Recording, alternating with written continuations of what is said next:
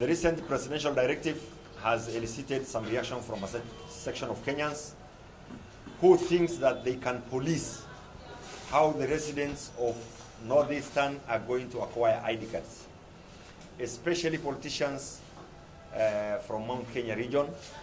We are not the children of a lesser God. We are Muslims, we are Kenyans, and we are Somalis. We are not guests of anybody in this region. Our people need to get the ID cards the same way the other people in the other regions within this country are getting the ID cards. An ID card is an inalienable right. The utterances by the governor of Trans Nzoia, Governor Netembea, is childish and very barbaric. We are telling him we are not Al-Shabaab. We are law-abiding citizens. We are Kenyans. It has become a national topic, both in the print media and also for politicians, in the churches, and even the priests and the bishops. We want to tell the priests and bishops in Mount Kenya, teach the word of God according to the Bible. Don't come and lecture us on how we are going to get ID cards. Our issue of getting ID cards should not be a subject to be discussed at funerals. Getting an ID card is anchored in the Constitution in three ways: by birth, by naturalization, and by registration. We are Kenyans by birth.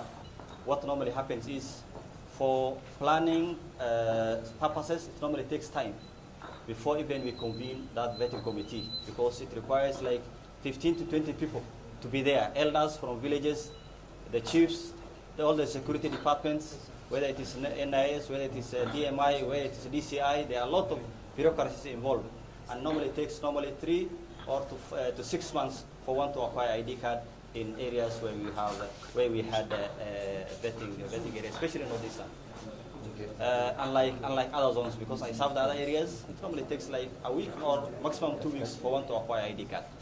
And when I was serving in those regions, a person comes and brings either a father or a mother, one of the ID cards, to show that they're Kenyan, and comes with a birth certificate. And we used to issue them. And we are the same people, and we are all Kenyans. So we knew that this was a problem, a huge problem, and this huge problem that we were facing was lifted by His Excellency President Ruto. We appreciate his work, and we want to inform the other Kenyans that Kenya is one. Kenya is one. If there was people who are trying to, suppress the other part of the country, and now that the president understood and, is trying to solve that matter and want to unite the whole country, they should not be, see this as a problem. They should at least accept and make sure that we are all working on the same purpose. How the hell did we get somebody like Gachagua becoming the deputy president of the Republic of Kenya? That is the biggest mistake KK government has done. And I think the day he was being chosen in that room, Satan must have been present, and he must have seriously campaigned for somebody of the caliber of Gachagua to become DP. Because we ask ourselves a lot of questions. That man is mad, and Kenyans are listening to a madman. The best that Kenyans can do, especially his people in Central, is to take him to Mathare Mental Hospital so that his brain can be checked. That man is so dangerous that he seems to be walking around with a microscope that sees only Kikuyus and nobody else. He sees other Kenyans as viruses. I'm telling him Kenya belongs to all of us. We are not going to entertain his nonsense. We are Kenyans. We were born here. We have, suffered under Kenyatta. Some of us, our fathers were political detainees. We have lost several years of our schooling.